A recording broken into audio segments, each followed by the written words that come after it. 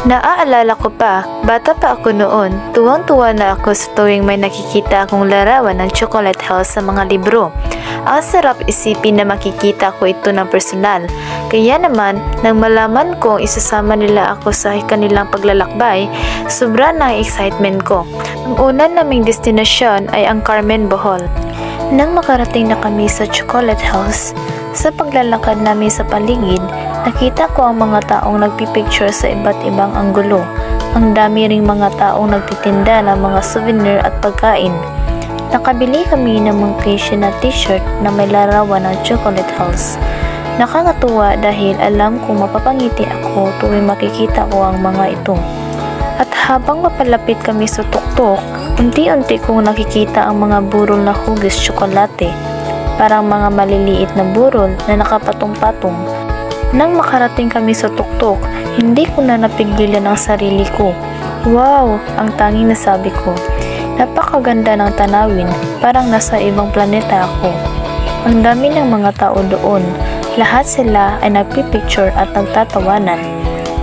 Pumunta kami sa mas mataas na hagdanan para mas makita namin ang buong tanawin. Sa tuktok, ang sarap lang mag-isip, mag-relax at magpahinga sa ganda ng tanawin. Ang ganda ng langit, ang lamig ng hangin at ang sarap lang makipagpintuhan.